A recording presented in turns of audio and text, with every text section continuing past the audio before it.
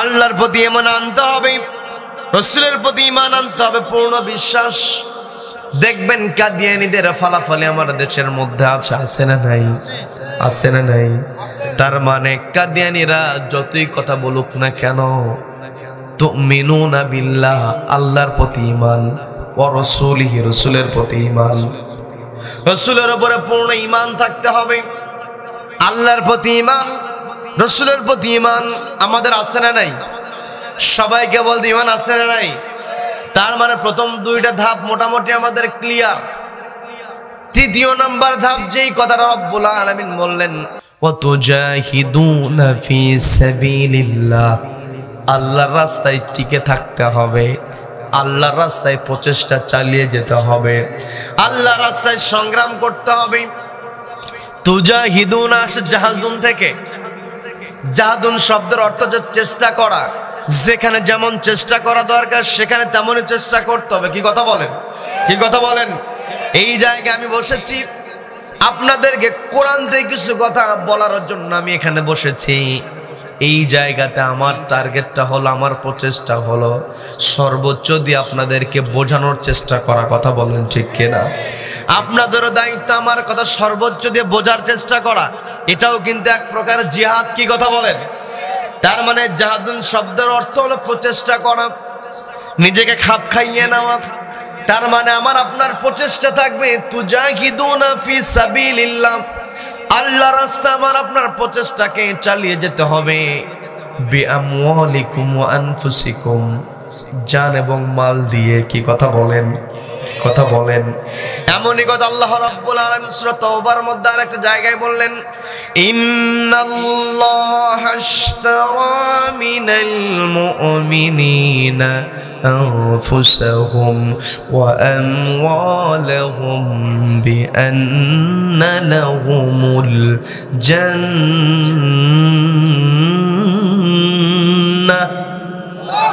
আল্লাহ বলছেন, যারা ঈমানদার, যারা মুমিন, তাদের জান এবং মাল আল্লাহ জান্নাতের বিনিময়ে খরিদ করে নিয়েছেন। বলেন না সুবহানাল্লাহ। তার মানে আমার আপনার সংগ্রামটা যে হবে জান এবং মাল দিয়ে, এর কারণটা হলো আমার জান এবং আমার মাল দুইটার মালিকানা আল্লাহর। তারপরও আল্লাহ আমার আপনার কাছ থেকে এটা কিনে নিলেন। কি কথা বলেন? কি কথা বলেন? তার মানে এই জায়গাতে মাল কিনে নেওয়া, জানটা কিনে নেওয়ার মানেটা হলো আমার এই জীবনটাকে, আমার এই সম্পদটাকে আল্লাহ যেইভাবে চালাতে বলেছেন সেইভাবে চালানো, এটাই হলো কথা। কি কথা বলেন? আল্লাহ বললেন তুজাহিদুনা ফি সাবিলিল্লাহ, আল্লাহর রাস্তায় তোমরা সংগ্রাম করবে। যদি আল্লাহর রাস্তায় সংগ্রাম করতে চাই, এই সংগ্রামের ধরনটা কেমন হবে? পবিত্র কোরআনের 3 নম্বর সূরা, সূরা আলে ইমরানের 110 নম্বর আয়াত। সবাইকে বলতে হবে কত নম্বর আয়াত? সবাই বলেন। বিরক্ত হচ্ছেন নাকি? বিরক্ত হচ্ছেন? আলোচনা চলবে, চলবে কতক্ষণ? সারা রাত, সারা রাত, সারা রাত চলবে। বক্তা মরবে, বক্তা মরুক আর বাঁচুক। কথা কার কথা? কার কথা? এক বক্তা মরবে আর এক বক্তা আসবে। কি কথা বলেন? কি কথা বলেন? ওরা চেয়েছিল একজনকে বন্দি রাখতে, পেরেছে? পেরেছে? পারে নাই। কাজেই এই পৃথিবীতে যতদিন পর্যন্ত পূর্ব দিগন্তে সূর্য উদিত হয়ে পশ্চিম আকাশে অস্ত যাবে, ততদিন পর্যন্ত কোরআনের কথা হবে। কোন কোরআন বিদ্বেষী কোরআনকে থামাতে পারবে না। কারা কারা মতের পক্ষে আছেন? দুহাত আল্লাহকে দেখান।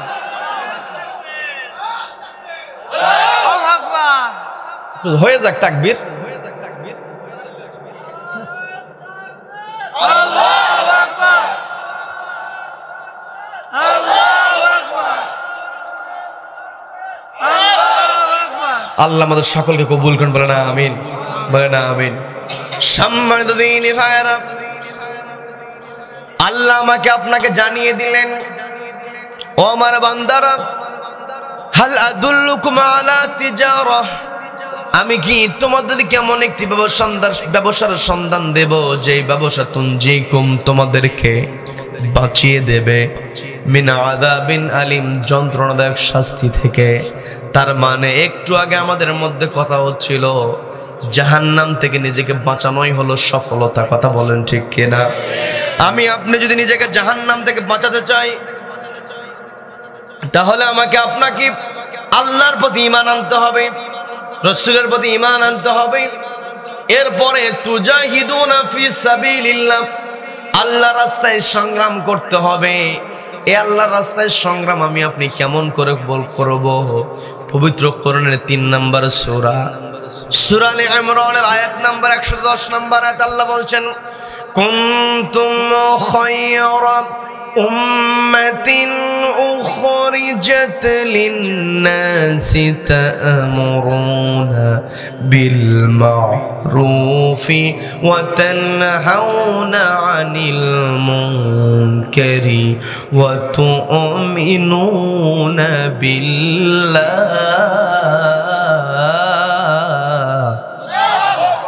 আল্লাহ বলেন, কুনতুম খায়রা উম্মাহ, তোমরাই উত্তম জাতি। তা'মুরুনা বিল মা'রুফ, তোমাদের দায়িত্ব হলো সৎ কাজের আদেশ দেওয়া। তার মানে আমি আপনি নিজে সৎ কাজ করব। যেই ব্যক্তি যেই কাজের আদেশ দেবে সেই কাজ তার মধ্যে না থাকলে সেটা কি অন্য কেউ করবে নাকি?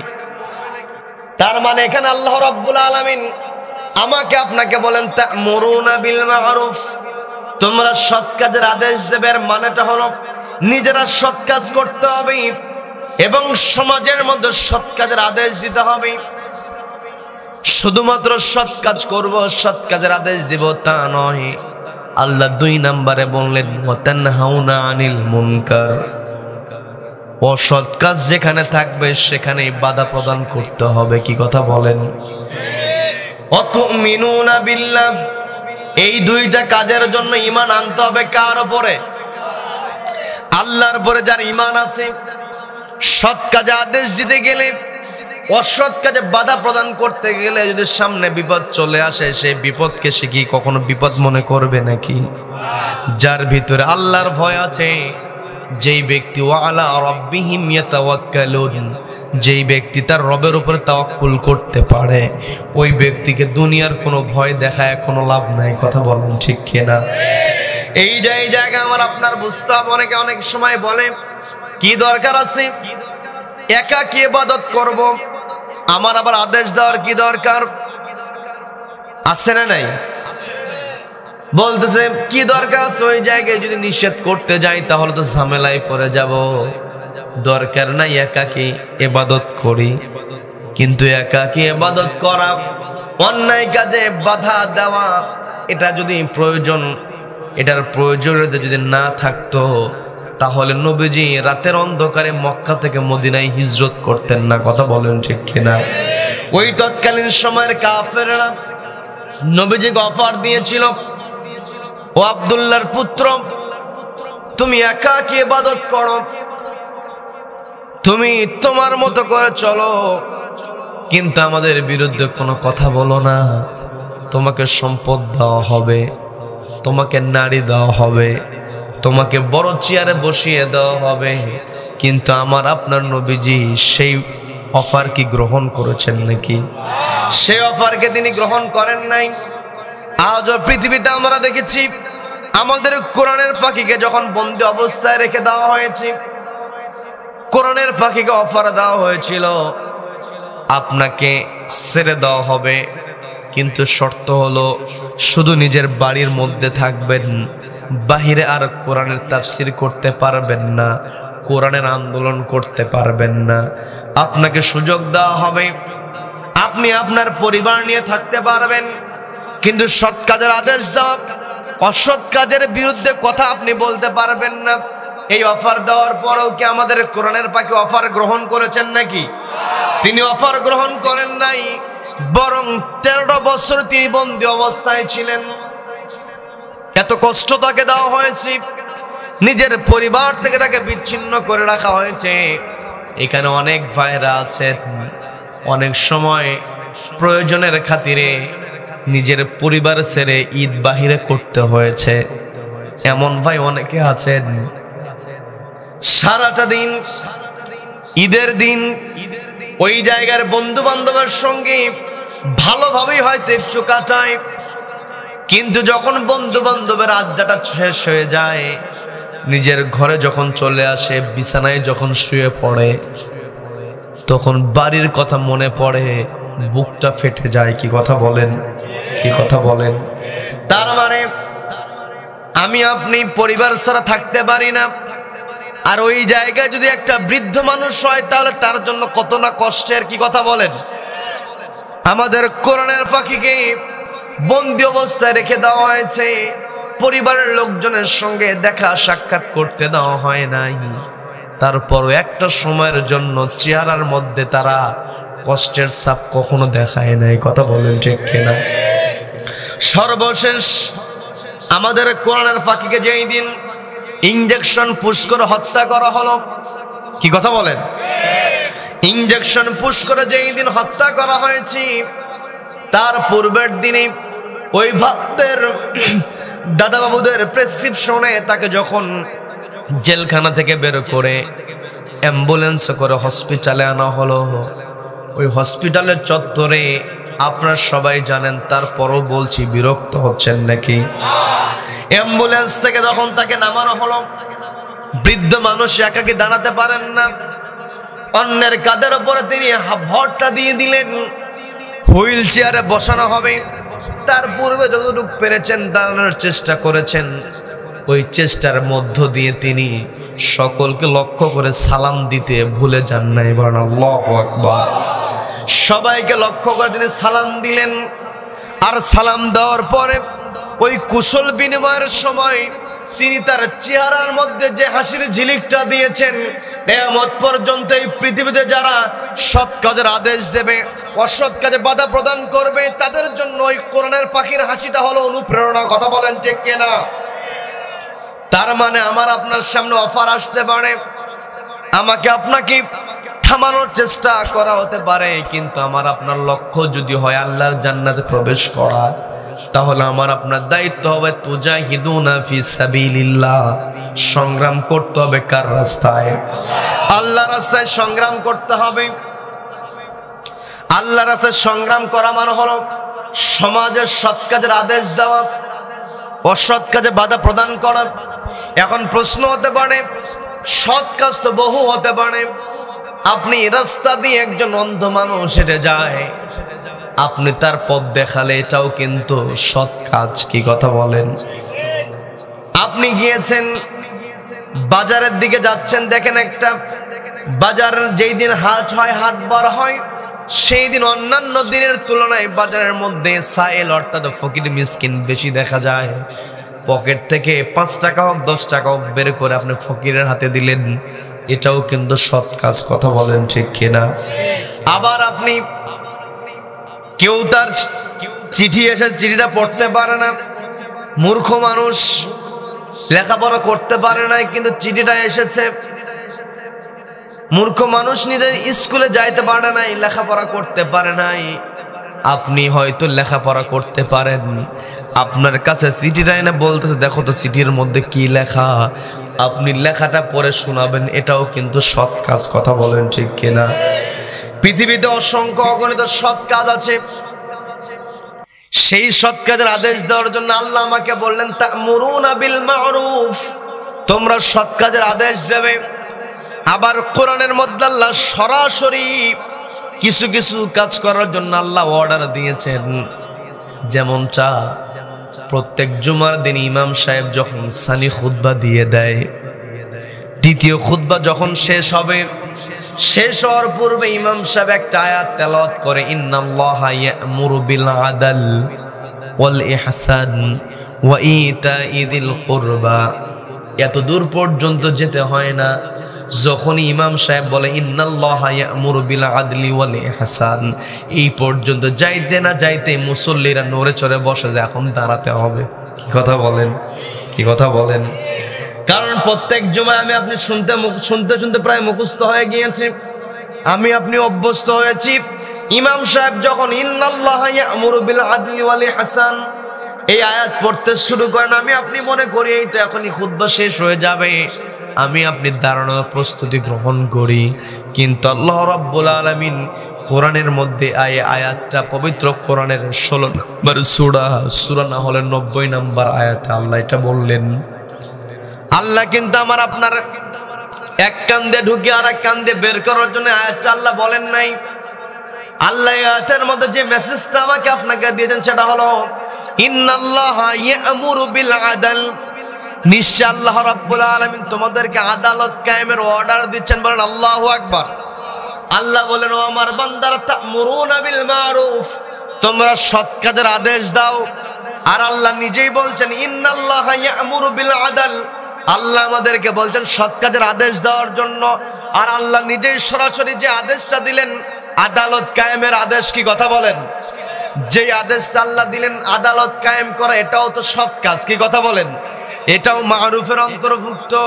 তার মানে এই পৃথিবীতে আমি আপনি যদি সৎ কাজ কোনটা জানার চেষ্টা করি, অনেক সৎ কাজ পেয়ে যাব, কিন্তু সর্বশ্রেষ্ঠ সৎ কাজ যেটা, সেটা হলো সমাজের মধ্যে ন্যায় পরায়ণতা প্রতিষ্ঠা করা। কথা বলেন ঠিক কিনা?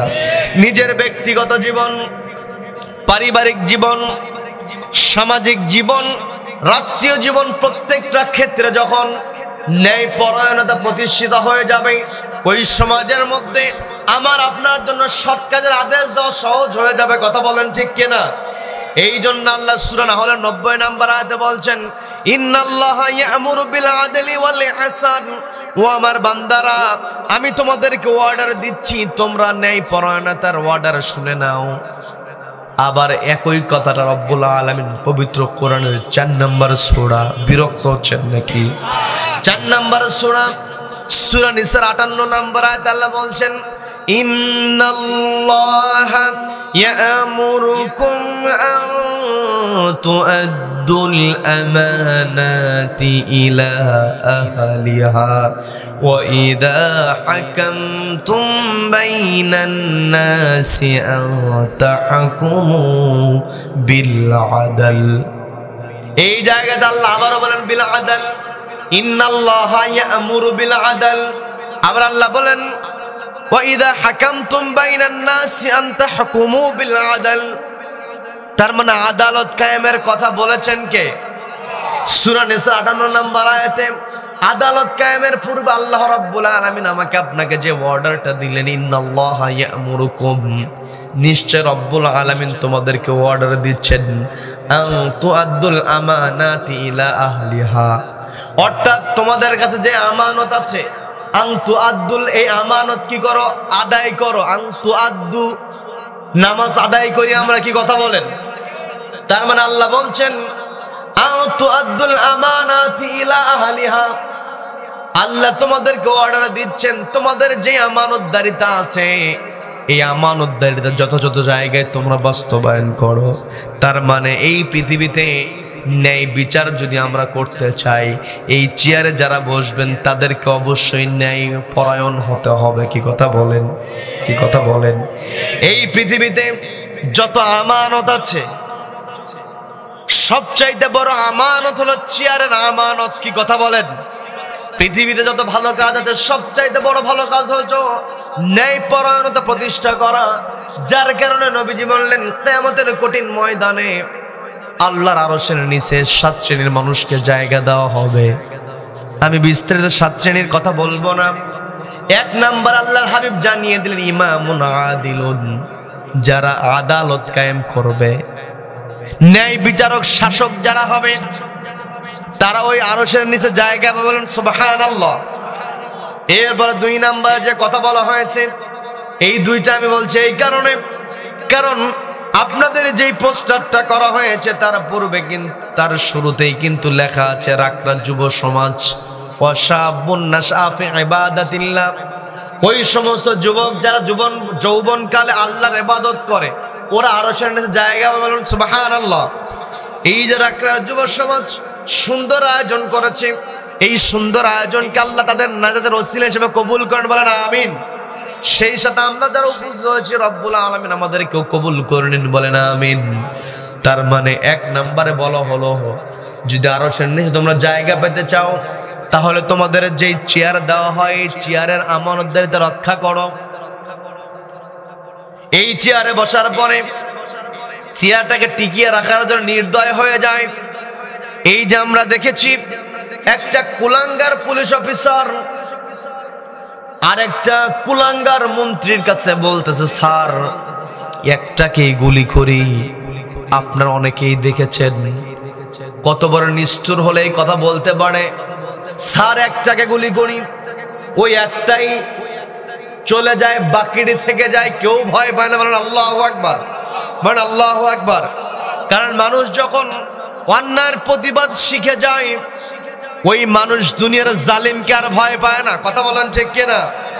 এই জন্য আল্লাহ বলছেন, এক নম্বরে তোমাদেরকে অবশ্যই সৎ কাজের আদেশ দিতে হবে, দুই নম্বর তানহাউনা আনিল মুনকার, অসৎ কাজে বাধা প্রদান করতে হবে। কিন্তু আমি আপনি অসৎ কাজে বাধা প্রদান করতে পারি না, আমি আপনি শুধু পারি একটু অনুরোধ করতে।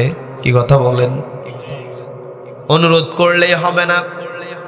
এর প্রমাণ আমরা পেয়েছি বাংলাদেশে খুবই ন্যাক্কারজনক একটা ঘটনা ঘটেছে। সেটা হলো ইজতেমার ময়দানে দাড়িওয়ালা মারামারি। কি কথা বলেন? কি কথা বলেন? খুবই কষ্ট লাগে, হৃদয়টা ভেঙে খান খান হয়ে যায়। কিন্তু আমার তাবলীগের ভাইয়েরা, তাদের এই জায়গা থেকে একটা শিক্ষা গ্রহণ করতে হবে। সেই শিক্ষাটা আমি ছোট মানুষ, অনলাইনের কল্যাণে অনেকেই জানতে পারবে এবং আপনাদেরকে জানানোর চেষ্টা করছি। আপনাদের দায়িত্ব এই কথাগুলো পৌঁছায়া দেওয়া আরেক ভাইয়ের কাছে। কথা বলেন ঠিক কিনা? তাবলীগের ভাইয়েরা কখনো প্রতিবাদ করতে আমরা দেখি নাই। কি কথা বলেন? লক্ষ লক্ষ মানুষ ওই টঙ্গীর তুরাক পাড়ে একত্রিত হয়, যেই দেশের মধ্যে প্রতিষ্ঠিত জালেম আলেম ওলামাদেরকে ডান্ডা বেরি পরিয়েছে, পায়ে শিকল পরিয়েছে। কথা বলেন ঠিক কিনা? ওই ইজতেমার ময়দানে মোনাজাত হয়,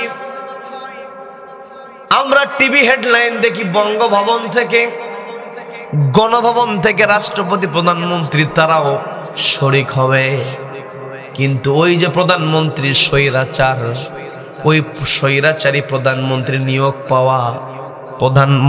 নিয়োগ পাওয়া রাষ্ট্রপতি সেও স্বৈরাচার। জানার পর এতগুলো মানুষ, একটা মানুষও কিন্তু প্রতিবাদ করে নাই। কথা বলেন ঠিক কিনা? এই জায়গায় প্রতিবাদের ঘাটতি থাকার কারণে আজকে নিজেদের মধ্যে যে গ্রুপিংটা তৈরি হয়েছে, এই গ্রুপিং যখন হয়েছে নিজেদের স্বার্থে যখনই লেগেছে তখনই প্রতিবাদ শুরু করেছে। কথা বলেন? কি কথা বলেন? তার মানে এখান থেকে আপনাদের যেই প্রতিবাদ শুরু হয়েছে, যেই পক্ষেই হোক, আমি কোন পক্ষের পক্ষে কথা বলছি না। কি কথা বলেন? উভয় পক্ষকে বলতে চাই, এতদিন আপনাদের সামনে অন্যায় হয়েছে, আপনারা কখনো প্রতিবাদ করেন নাই। যখনই নিজেদের মাঠ দখলের একটা কঠিন পরিস্থিতি যখন আপনাদের সামনে চলে এসেছে তখন আপনারা প্রতিবাদ শুরু করে দিয়েছেন। এমনকি ওই ইজতেমার ময়দানে জীবন পর্যন্ত দিয়েছে। কথা বলেন ঠিক কিনা? কি কথা বলেন? এই যে আপনারা প্রতিবাদ করতে শিখে গিয়েছেন, এখন থেকে আপনাদের দায়িত্ব হলো চোখের সামনে যখনই অন্যায় আসবে তখনই ওই অন্যায়ের প্রতিবাদ করতে হবে। কথা বলেন? কি কথা বলেন? এই জন্য তাবলীগের ভাইয়েরা, যদিও এটা একটা ন্যাক্কারজনক ঘটনা, কষ্টদায়ক ঘটনা, তারপরও মনকে সান্ত্বনা দেওয়ার জন্য একটা বোঝ আমি আপনাদেরকে দিতে পারি। সেটা হলো, এতদিন কোথাও আপনাদের প্রতিবাদ করতে দেখি নাই, রক্ত ঝরাতে দেখি নাই। যেহেতু আপনারা রক্ত ঝরানো শুরু করেছেন, আপনারা যতদিন জীবন থাকবে, যতদিন পৃথিবীতে থাকবেন, ততদিন পর্যন্ত অন্যায়ের বিরুদ্ধে যেমন করে গ্রুপের বিরুদ্ধে রক্ত ঝরিয়েছেন, যেমন করে গ্রুপের বিরুদ্ধে আপনারা কথা বলেছেন, এই রকম প্রত্যেকটা ক্ষেত্রে যেখানেই অন্যায় হবে সেখানেই আপনাদেরকে সোচ্চার হতে হবে। কথা বলেন ঠিক কিনা? সম্মানিত দিনী ভাইয়েরা, এই পৃথিবীতে আমি আপনি এই যে অন্যায়ের প্রতিবাদের কথা বলছি, এই অন্যায়ের প্রতিবাদ আমি আপনি সহজেই করতে পারবো যখন এই চেয়ারে যারা বসবে তারা যদি ন্যায় পরায়ণ হয়। কি কথা বলেন? এই চেয়ারে ব্যক্তি বসানোর ক্ষেত্রে ন্যায়পরায়ণ মানুষ আমার আপনার দায়িত্ব আছে। আমার আপনার সুযোগ আছে, আমি কোন মানুষকে সাপোর্ট করব, কোন মানুষের পক্ষে কথা বলবো, সেটাও কোরআনের মধ্যে আছে না নাই? বিরক্ত হচ্ছেন? বিরক্ত হচ্ছেন? কোরআনকে যদি প্রশ্ন করা হয়, কোরআন আমি কেমন করে সাপোর্ট করব, কেমন করে সুপারিশ করব, পবিত্র কোরআনের 4 নম্বর সূরা, সবাইকে বলতে হবে কত নম্বর সূরা? 4 নম্বর সূরা।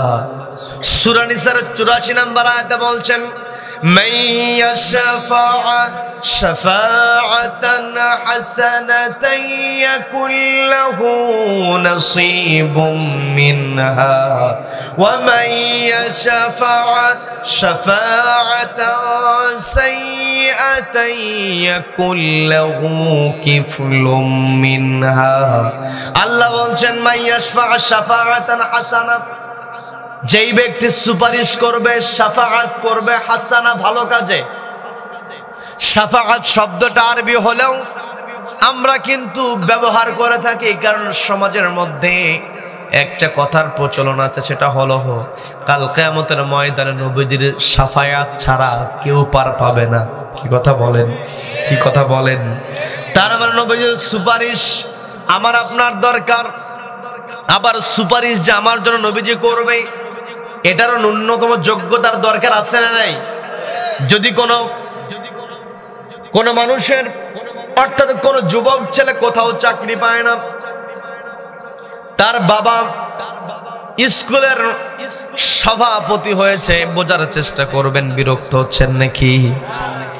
বাবা স্কুলের সভাপতি, চাচা স্কুলের হেডমাস্টার, নিয়োগ বিজ্ঞপ্তি দেওয়া হয়েছে, স্কুল অফিস সহকারী নেওয়া হবে, কারণ শিক্ষকগুলো তো নেওয়া হয় নিবন্ধন পরীক্ষা দিয়া। কি কথা বলেন? অফিস সহকারী, এই দুইজনের নিয়োগ নির্ভর করে কমিটির সভাপতি যিনি হবে, প্রধান শিক্ষক যিনি হবে, তাদের উপরে ডিপেন্ড করে। এখন চাচা চিন্তা করতেছে, আমার ভাতিজা তেমন একটা লেখাপড়াও করতে পারে নাই, চাকরিও পায় না, যেহেতু ওর বাবা সভাপতি, আমি প্রধান শিক্ষক, সার্কুলার দেওয়া হয়েছে অফিস সহকারী নেওয়া হবে, দেখি তো আমার ভাতিজাকে যদি আমার অফিসে রাখতে পারি, কারণ প্রধান শিক্ষক এবং অফিস সহকারী কেরানি যিনি হন, তাদের মধ্যে একটা হট কানেকশন থাকে। কি কথা বলেন? সেখানে যদি চাচা ভাতিজা হয় তাহলে তো ভালো হয়। চাচা বলতেছে, ভাতিজা তুমি দরখাস্ত করো। ভাতিজা দরখাস্ত করতে গিয়ে দেখে ওখানে লেখা আছে ন্যূনতম এইচএসসি পাস করতে হবে। ভাতিজা যখন পড়েছে যোগ্যতা এইচএসসি পাস, ভাতিজা চিন্তা করতে, আমি তো এইচএসসি পাস করতে পারি নাই, আমি তো এইচএসসি কি ফেল। এখন যতই সভাপতির সন্তান হোক, প্রধান শিক্ষকের ভাতিজা হোক, ও কি আর দরখাস্ত করতে পারবে নাকি? সুপারিশ তো পরের হিসাব। ঠিক তেমনই আমি আপনি পৃথিবীতে যদি সৎ কাজের আদেশ দিতে না পারি, অসৎ কাজে বাধা প্রদান করতে না পারি, যতই আমি আপনি নামাজ পড়ি, রোজা রাখি, যাকাত দেই, হজ করি, কোনো ফায়দা হবে না। কথা বলেন ঠিক কিনা? এই পৃথিবীতে আমাকে আপনাকে আল্লাহ খলিফা হিসেবে প্রেরণ করেছেন। খেলাফতের দায়িত্ব হলো সমাজের মধ্যে ন্যায় প্রতিষ্ঠা করা, সৎ কাজের আদেশ দেওয়া, অসৎ কাজে বাধা প্রদান করা। কি কথা বলেন? আজকে আমি আপনি নবীজির সুপারিশ যদি আশা করি, তাহলে আমাকে আপনাকে অবশ্যই সৎ কাজের আদেশ দিতে হবে, অসৎ কাজে বাধা প্রদান করতে হবে। আর আমি আপনি সমাজের মধ্যে সৎ কাজের আদেশ, এই সিস্টেম যদি চালু করতে চাই, অসৎ কাজে বাধা প্রদান করা এই সিস্টেম যদি চালু করতে চাই, চেয়ারে যারা বসবে এদেরকে সুপারিশ করার ক্ষেত্রে আমাদের সচেতন হতে হবে। কথা বলেন ঠিক কিনা? সেই কথা আল্লাহ বলছেন, মাইয়াশফা শাফাআতান হাসানা, যেই ব্যক্তি সুপারিশ করে ভালো কাজে, ইয়াকুল্লাহু নাসীবুম মিনহা, ভালো কাজ সে নিজে করবে না, কিন্তু ভালো কাজে সুপারিশ করবে। ভালো কাজ নিজে করবে না, কিন্তু ভালো কাজকারীকে সুপারিশ করবে। নিজে করলো না, কিন্তু ভালো মানুষকে সুপারিশ করার কারণে, ভালো কাজে সুপারিশ করার কারণে ইয়াকুল্লাহু নাসীবুম মিনহা, আল্লাহ তার আমলনামায় সব যুক্ত করে দেন। বলেন না সুবহানাল্লাহ। ওয়ামান ইয়াশফা শাফাআতান সাইয়্যা, ওয়ামান ইয়াশফা শাফাআতান সাইয়্যা, এরপরে যেই ব্যক্তি সুপারিশ করবে সাইয়্যা মন্দ কাজে খারাপ কাজে, ইয়াকুল্লাহু কিফলুম মিনহা, নিজে সরাসরি খারাপ কাজ করবে না কিন্তু খারাপ কাজে সুপারিশ করবে, নিজে সরাসরি খারাপ কাজ করবে না। যেই ব্যক্তি খারাপ কাজ করে অন্যায় করে তাকে সুপারিশ করবে, ইয়াকুল্লাহু নাসিবুম মিন ইয়াকুল্লাহু কিফলুম মিনহা, তার আমলনামায় গুনাহ যুক্ত হবে। নাউযুবিল্লাহ, বলেন নাউযুবিল্লাহ। তার মানে এই চেয়ারে যারা বসবে তাদের সুপারিশ করার ক্ষমতা যদি আমার আপনার থাকে তাহলে দেখতে হবে কোন ব্যক্তিটা ভালো, তার পক্ষে সুপারিশ করতে হবে। এটা আমার কথা না, বলে দিয়েছেন কে? সবাইকে বলতে বলে দিয়েছেন কে? পারলে আপনি নোট করতে পারেন 4 নম্বর সূরা, সূরা নিসার 84 নম্বর আয়াত। আমি আপনি যদি সমাজে ন্যায় প্রতিষ্ঠা করতে চাই, তা'মুরুনা বিল মা'রুফ, সৎ কাজের আদেশ প্রতিষ্ঠা করতে চাই, তাহলে সমাজের মধ্যে এমন মানুষদেরকে দায়িত্বে বসাতে হবে যারা দায়িত্ব নিয়ে সচেতন হয়। আমরা তো সাহাবীদের জীবনী থেকে, ইসলামের সোনালী যুগ থেকে বিভিন্ন সময়, যেমন খলিফা হারুন রশিদ আছে, আবার হযরত ওমর রাদিয়াল্লাহু তাআলা, হযরত আবু বকর রাদিয়াল্লাহু তাআলা, ওসমান আলী, তাদের যুগে শান্তি ছিল। কি কথা বলেন? আরেকজন ওমর ছিলেন যাকে দ্বিতীয় ওমর বলা হয়, ইসলামের 5ম খলিফা বলা হয়। তার নামটা হল ওমর ইবনে আব্দুল আজিজ রাহিমাহুল্লাহ। তিনি এত সুন্দর করে সমাজ সাজিয়েছিলেন একটা এই কারণে, এই চেয়ারে বসার পরে চেয়ারটাকে বড় আমানত মনে করেছিলেন। কি কথা বলেন? যারা চেয়ারকে আমানত মনে করবে তারা অবশ্যই ন্যায় বিচার প্রতিষ্ঠা করতে পারবে। ওমর ইবনে আব্দুল আজিজ রাহিমাহুল্লাহ তিনি একদিন রাতের বেলা জেলখানার কর্মচারীদেরকে নিয়ে মিটিং করছেন। কারণ সমাজের মধ্যেই ন্যায় প্রতিষ্ঠা করতে হলে যারা অন্যায় করবে এদের শাস্তির ব্যবস্থা করতে হবে। কি কথা বলেন? জেলখানা যদি না থাকে সমাজে কি শান্তি পাওয়া যাবে নাকি? কারণ জেলখানা তৈরি হবে, সেখানে খারাপ মানুষেরা থাকবে। জেলখানা তৈরি হয় ভালো মানুষের জন্য না খারাপ মানুষের। আবার কোন সময় আমরা দেখে ফেলি জেলখানাতে ভালো মানুষ থাকে, চোর ডাকাত গুন্ডা বদমাশ বাহিরে ঘোরে। আছে না নাই? তার মানে যখন জেলখানায় ভালো মানুষ থাকবে বুঝতে হবে চেয়ারে জালেম বসে আছে। কি কথা বলেন? আর জেলখানায় যখন খারাপ মানুষ থাকবে বুঝতে হবে ন্যায়পরায়ণ শাসক বসে আছে। কথা বলেন? কি কথা বলেন? যতই জেলখানায় ভরে রাখুক না কেন, বাশার আল আসাদ সে সাইদ নায়া নামে একটা জেলখানার খবর পাওয়া গেছে। ওই জেলখানাতে সে তার ক্ষমতা টিকিয়ে রাখার জন্য তার প্রতিপক্ষদেরকে ঘরের মধ্যে ঢুকাইয়া দিয়া দরজা বন্ধ করে প্লাস্টার করে দিত। ভিতরে মানুষ না খেয়ে যন্ত্রণায় ক্ষুধায় ছটফট করে মরত। বলেন নাউযুবিল্লাহ। ওই বাশার আল আসাদ চেয়েছিল তার ক্ষমতাকে টিকিয়ে রাখার জন্য লক্ষ লক্ষ মানুষকে বন্দী অবস্থায় রেখে দিয়েছে। আমার দেশে একেবারে শেষ পর্যন্ত আজকে যে আমার দেশ পত্রিকা চালু হয়েছে, এই স্বৈরাচার হাসিনা এটা বন্ধ করেছিল। কথা বলেন ঠিক কিনা?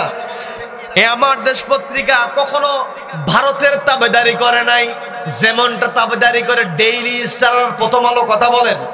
কি কথা বলেন?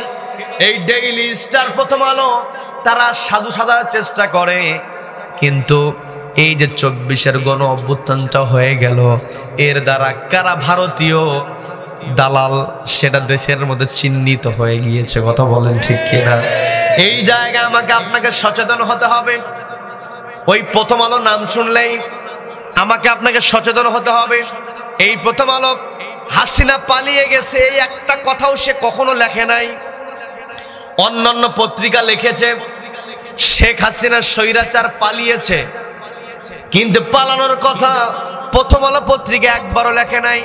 ভারতের বিরুদ্ধে একটা বারও ওই প্রথম আলো পত্রিকা কখনো কথা বলে না। কথা বলেন ঠিক কিনা? কিন্তু আমার দেশ পত্রিকা ওই সময়, আজ থেকে 2013 সালে, তখনই প্রথম আলো পত্রিকা একটা হেডলাইন দিয়েছিল, শাহবাগে ফ্যাসিবাদের উত্তাল ভাব। কি কথা বলেন? কি কথা বলেন? ওই 13 সালে ফ্যাসিবাদের বিরুদ্ধে আমার দেশ পত্রিকা কথা বলার কারণে ওরা আমার দেশ পত্রিকা বন্ধ করেছিল, কিন্তু আল্লাহর পরিকল্পনা বড় পরিকল্পনা। যারা আমার দেশ পত্রিকা বন্ধ করেছিল আজকে গোটা দেশের মধ্যে ওরা ইঁদুরের গর্তও খুঁজে পায় না। কথা বলেন ঠিক কিনা? আজকে আমার দেশ পত্রিকাতে যে তথ্যটা হাজির হয়েছে এর দ্বারা আমার আপনার বোঝার যে বিষয় সেটা হলো আমার আপনাকে সচেতন হতে হবে।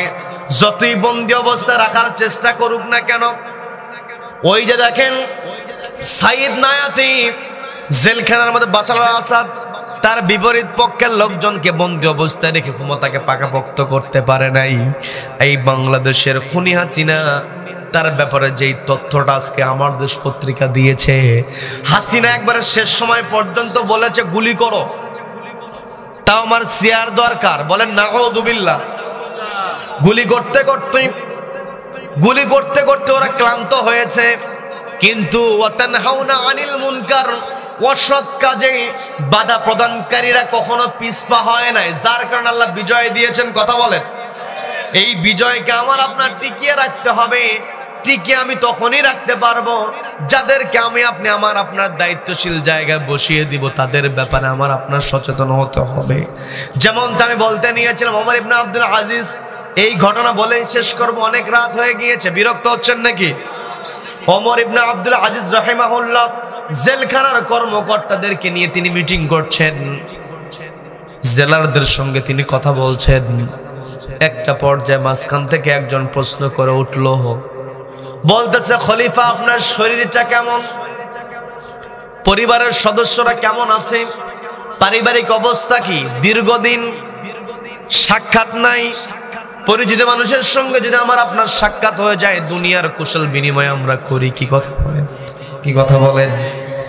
গ্রামের বাজারে গিয়েছেন, ইউনিয়নের চেয়ারম্যানের সঙ্গে দেখা হয়েছে, জরুরি কাজ আছে, তারপরও ব্রেক করে চেয়ারম্যানকে বলে, চেয়ারম্যান কি স্যার কি চাচা কি ভাই মামা কেমন আছে? বলে কি বলে না? কারণ আমাদের একটাই চিন্তা, যারা নেতৃত্বের জায়গায় বসবে তাদের সঙ্গে যদি একটা সম্পর্ক রাখা যায় মনের মধ্যে একটা তৃপ্তি। আর সেই জায়গাতে দেশের যিনি রাষ্ট্রপতি, রাষ্ট্রপ্রধান, খলিফা তাকে কাছে পেয়েছে, প্রশ্ন করছে, খলিফা আপনি কেমন আছেন, আপনার পরিবারের অবস্থাটা কি? প্রশ্ন করতে দেরি, ওমর ইবনে আব্দুল আজিজ রাহিমাহুল্লাহ সঙ্গে সঙ্গে সামনে থাকা যেই বাতিরা ছিল বাতিরা তিনি বন্ধ করে দিলেন। আমি আপনি এখানে বসে আছি, অনেকগুলো লাইট আমার আপনার সামনে জ্বলছে, একটাই কারণ এখানে ইলেকট্রিক সাপ্লাই আছে, ইলেকট্রিসিটি এখানে আছে, যার কারণে আমরা লাইট চালিয়েছি। কিন্তু ওমর ইবনে আব্দুল আজিজ যখন শাসক ছিলেন, খলিফা ছিলেন, তখন কি ইলেকট্রিসিটি ছিল নাকি? তখন ইলেকট্রিসিটি ছিল না। এখানে আমার মুরব্বী বসে আছেন, আগের দিনে বড় কোনো ফাংশন হলে বড় হেজাক জ্বালানো হতো। কি কথা বলেন? ওই রকম বড় একটা বাতি খলিফার সামনে সেট করা ছিল, জ্বালানো ছিল। যখন প্রশ্ন করা হচ্ছে কেমন আছেন, পরিবারের সবাই কেমন আছে, প্রশ্ন করার সঙ্গে সঙ্গে তিনি বাতিটা বন্ধ করে দিয়ে বলতেছেন, অর্ডার দিলেন আর একটা বাতি জ্বালানোর জন্য। বাতি জ্বালানোর পরে দেখা গেল আলো একেবারেই কম। একটু আগে যে বাতি জ্বালানো ছিল ওই বাতির মধ্যে আলো ছিল অনেক, পরবর্তীতে যেই বাতি জ্বালানো হয়েছে সেখানে আলো কম। বলা হলো কি ব্যাপার, একটু আগে যে বাতিটা জ্বলতেছিল এই বাতির আলো তো বেশি ছিল, আপনি এটা বন্ধ করে দিলেন, আবার এমন একটা বাতি আপনি জ্বালিয়ে দিলেন যে বাতির আলো কম। এই বেশি আলোর বাতি আপনি বন্ধ করা এবং কম আলোর বাতি জ্বালানো, এর রহস্য জানতে চাই। আপনারা শুনবেন নাকি মনোযোগ দেব? শুনবেন? এই বছর না আগামী বছর, আজকেই এখনই বলে আলহামদুলিল্লাহ। মাইকালা ভাইকে অসংখ্য ধন্যবাদ, অসংখ্য ধন্যবাদ। আজকে যদি মাইক এরকম না হতো আমার ওয়াজ করাই হতো না। খুব সুন্দর, বাহিরে কেমন কি হতে জানি না, কিন্তু আমার কানে ভালো, বলে আলহামদুলিল্লাহ। কারণ আমার কন্ডিশন একেবারেই খারাপ, দীর্ঘ পথ জার্নি করেছি, কিন্তু আমার এখানে কথা বলতে আমার গলাটা ভাঙ্গা, কিন্তু সাউন্ড সিস্টেমটা ভালো হওয়ার কারণে আমার গলার উপর প্রেশার দিতে হচ্ছে না। আল্লাহ রাব্বুল আলামিন তাকে কবুল করে নিন, বলেন আমিন। আল্লাহ তাকে 5 ওয়াক্ত নামাজি বানায় দিন, বলেন আমিন। আল্লাহ তার আয় রোজগারে বরকত দিয়ে ভরপুর করে দিন, বলেন আমিন। সম্মানিত দিনী ভাইরা, যে কথায় ছিলাম, খলিফাকে জিজ্ঞাসা করা হলো, আপনি ওই বাতি বন্ধ করলেন, এই বাতি জ্বালালেন, এর কারণটা কি?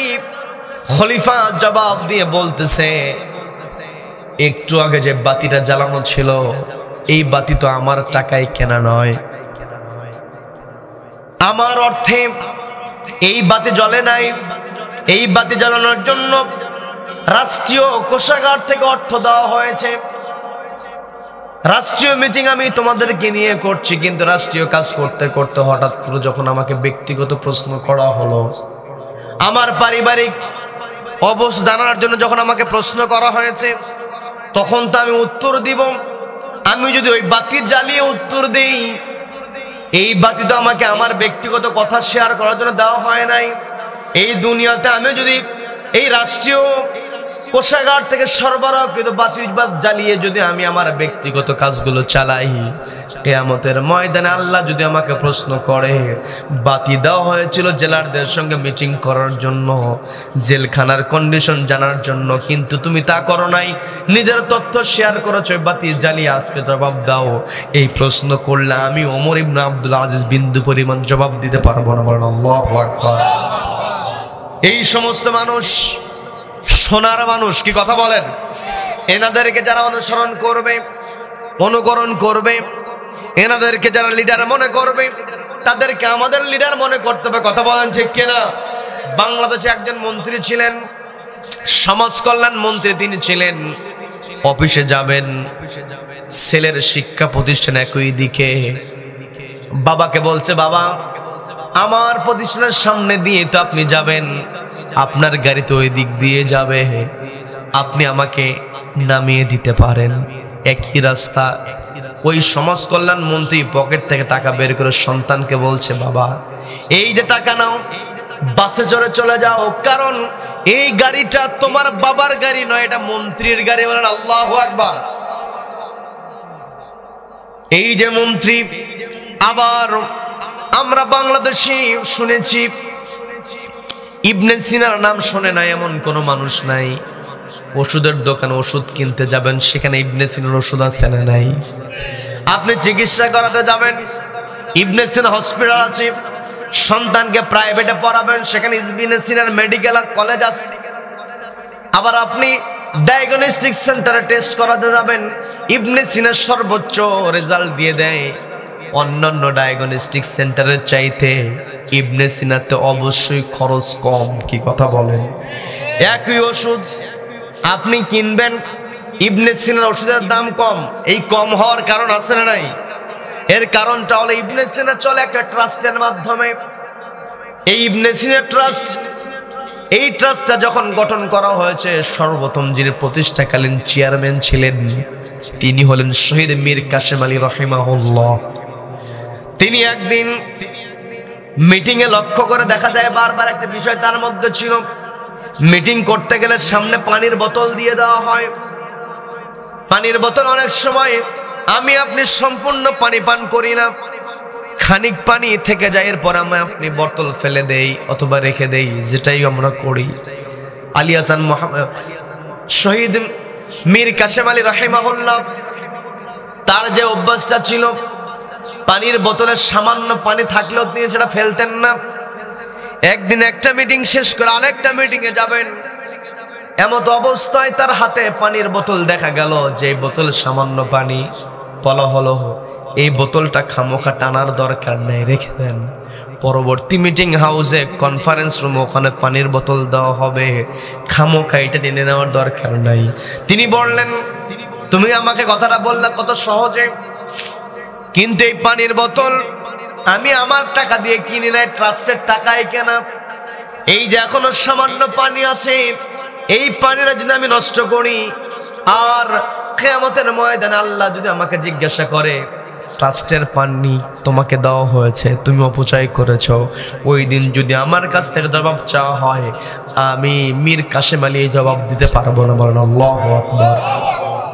চিন্তা করে দেখেন, এই মানুষটার ক্ষেত্রে যে ঘটনাটা ঘটেছে, 3 ঘন্টা বাকি আছে ফাঁসির কাজটা তাকে ঝোলানো হবে।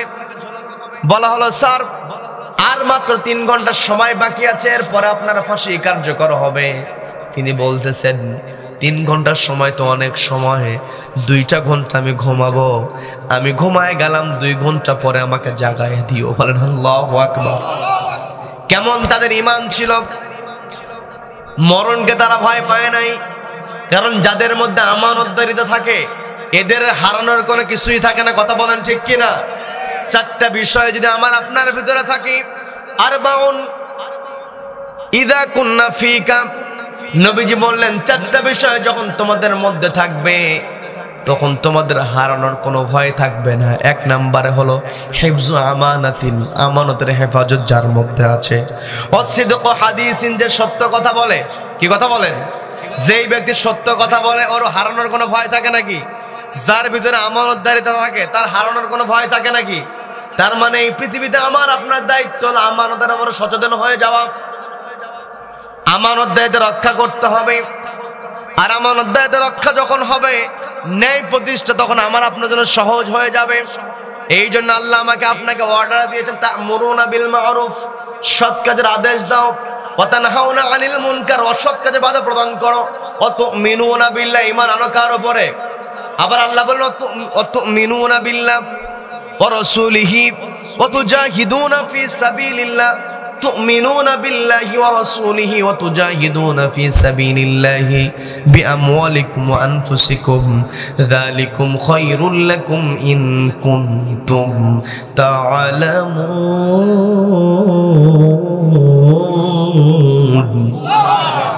আল্লাহ বলেন আমার বান্দারা, প্রকৃত সফলতা হলো জান্নাতে প্রবেশ করা, প্রকৃত সফলতা হলো জাহান্নাম থেকে নিজেকে বাঁচানো, নিজেকে জাহান্নাম থেকে বাঁচানোই প্রকৃত সফলতা। সেই আল্লাহ বলছেন ইয়া আইয়ুহাল্লাযীনা আমানু, ওহে যারা ঈমান আনয়ন করেছো, হাল আদুল্লুকুম আলা তিজারাতিন তুজিকুম মিন আযাবিন আলীম, আমি কি তোমাদেরকে এমন একটি ব্যবসার সন্ধান দেব যেই ব্যবসা তোমাদেরকে যন্ত্রণাদায়ক শাস্তি থেকে বাঁচাতে পারবে। সেই ব্যবসা হলো তুমিনুনা বিল্লাহ, ঈমান আনতে হবে কার উপরে? ওয়া রাসূলিহি, রাসূলের উপরে। ওয়া তুজাহিদুনা ফি সাবিলিল্লাহি বিআমওয়ালিকুম ওয়া আনফুসিকুম, আল্লাহর রাস্তায় সংগ্রাম চালিয়ে যেতে হবে। তুজাহিদুনা, আল্লাহর রাস্তায় জিহাদ করতে হবে। আল্লাহর রাস্তায় জিহাদ করার শর্ত হলো তা'মুরুনা বিল মা'রুফ ওয়া তানহাউনা আনিল মুনকার, সৎ কাজের আদেশ দেওয়া, অসৎ কাজে বাধা প্রদান করা। সৎ কাজের আদেশ দেওয়া, অসৎ কাজে বাধা প্রদান করা, এই 2টা কাজ করা হয় একটাই কারণ, সেটা হলো একটাই লক্ষ্য, সেটা হলো সমাজের মধ্যে ন্যায় প্রতিষ্ঠা করা। কথা বলেন ঠিক কিনা? তার মানে সমাজের ন্যায় প্রতিষ্ঠা করতে হলে আমাকে আপনাকে দায়িত্ব পালন করতে হবে, সৎ কাজের আদেশ দিতে হবে, অসৎ কাজে বাধা প্রদান। কি কথা বলেন? কি কথা বলেন? তার মানে আজকের যে আলোচনার থিম যেটা হলো সেটা হলো এই পৃথিবীতে আমার আপনার দায়িত্ব হলো ন্যায় পরায়ণতা প্রতিষ্ঠা করা। কি কথা বলেন? প্রত্যেক জুমাতে ইমাম সাহেব বলছে ইন্নাল্লাহা ইয়া'মুরু বিল আদলি ওয়াল ইহসান, বিল আদলের কথা বলা হয়েছে, আদালত কায়েমের কথা বলা হয়েছে। আদালত যদি কায়েম করতে আমরা চাই তাহলে আমাকে আপনাকে অবশ্যই আল্লাহর প্রতি ঈমান আনতে হবে, রাসূলের মধ্যে বিশ্বাস স্থাপন করতে হবে, আল্লাহর রাস্তায় সংগ্রাম করতে হবে। আল্লাহর রাস্তায় সংগ্রাম করা মানেই হলো সৎ কাজের আদেশ দেওয়া, অসৎ কাজে বাধা প্রদান করা। আর এই 2টার ফলাফল হলো ন্যায় প্রতিষ্ঠা হওয়া। আল্লাহ কবুল করেন, বলেন আমিন। আর এই ন্যায় প্রতিষ্ঠা করতে হলে সমাজের সবচেয়ে বড় চেয়ারে যারা বসবে এদেরকে ন্যায় পরায়ণ হতে হবে। আর এই ন্যায় পরায়ণ মানুষদেরকে সিলেক্ট করতে হবে আমার আপনার। কি কথা বলেন? কি কথা বলেন? সেই কথা আল্লাহ বলেন মাইয়াশফা শাফাআতান হাসানা, যেই ব্যক্তি ভালো কাজে সুপারিশ করবে ইয়াকুল্লাহু নাসিবুম মিনহা, ওই ব্যক্তি সরাসরি ভালো কাজ করবে না, কিন্তু ভালো কাজ করনেওয়ালা ব্যক্তিকে সহযোগিতা করার কারণে, সুপারিশ করার কারণে আল্লাহ তার আমলনামায় সওয়াব দেন। বলেন সুবহানাল্লাহ। ওয়া মাইয়াশফা শাফাআতান সাইয়্যা, আর যেই ব্যক্তি খারাপ কাজে সহযোগিতা করবে, খারাপ কাজে সুপারিশ করবে, নিজে খারাপ কাজ করবে না কিন্তু খারাপ কাজে সুপারিশ করা, খারাপ ব্যক্তির পক্ষে সুপারিশ করার কারণে ইয়াকুল্লাহু কিফলুম মিনহা, তার আমলনামায় গুনাহ যুক্ত হবে। বলেন নাউযু বিল্লাহ। তার মানে এই পৃথিবীতে চলতে গেলে আমার আপনার পক্ষ হবে ভালো কাজের দিকে। কথা বলেন ঠিক কিনা? আমার আপনার থাকতে হবে ভালো মানুষের পিছনে। কথা বলেন ঠিক কিনা? রব্বুল আলামিন আমাদেরকে যে আলোচনাগুলো হয়েছে এই আলোচনা বাস্তব জীবনে আমল করার তৌফিক দান করুন। বলেন আমিন।